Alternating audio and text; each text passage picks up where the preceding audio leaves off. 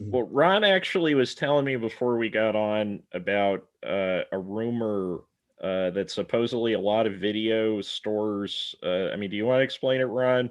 Sure. I just ran across this article. Actually, a friend of mine sent it to me. It's from 2010. Video rental stores' bizarre survival strategy. 35% of independents now have tanning beds. So, I guess our first question, the reason why we brought you on here is the video underground going to get a tanning bed? We are not going to get a tanning bed. That was always an extremely common thing, though, and a lot of I remember even probably like 2006, 2007, a lot of mom and pop video stores were just becoming like tanning places because that was much more of a revenue driver on some level. Mm. But it kind of makes sense because you've got all this square footage that essentially makes no money for huge portions of the day. So yeah, tanning beds. I think that makes sense. Family Video's real genius was in buying or even constructing the buildings they were in. Family Video in the Midwest would have huge real estate holdings because they were often the landlords in those strip malls and in those, kind of little, it'd have like a Dairy Queen, the Family Video, some tax office, something like that. They often owned those buildings as a company. So that's one of the reasons they were able to have like horrible selection and naked indifference to movie stuff and still kind of putter along for such a long time. It's because they were always cashing those rent checks. So kudos to them for finding another non-tanning bed way to to keep the ship afloat for a while anyway.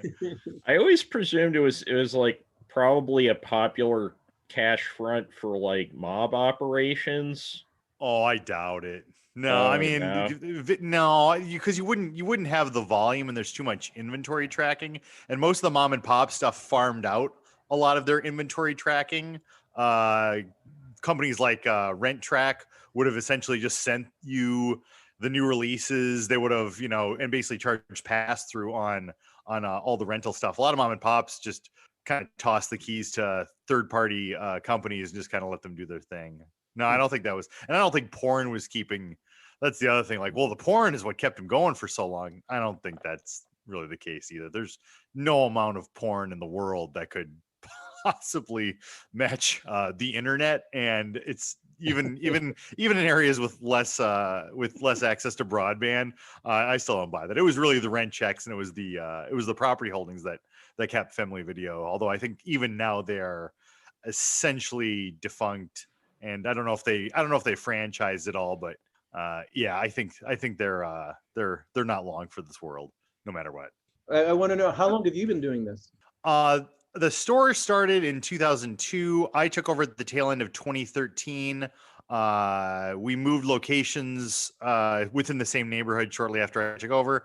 But we've slowly been adding kind of like food, drink stuff. We expanded to the unit next door and set up a nice little micro cinema, which has been sadly defunct on and off over the last year. We were doing private events for like 6 people. We had been doing private events for like up to 30, 35 people. We were doing public screenings every Friday night and doing lots of different stuff with the room, but it's very small and there's really no way for us to do the kind of thing we were doing. But yeah, it's a coffee shop. We make the baked goods. It's a little kind of all service, little kind of food drink.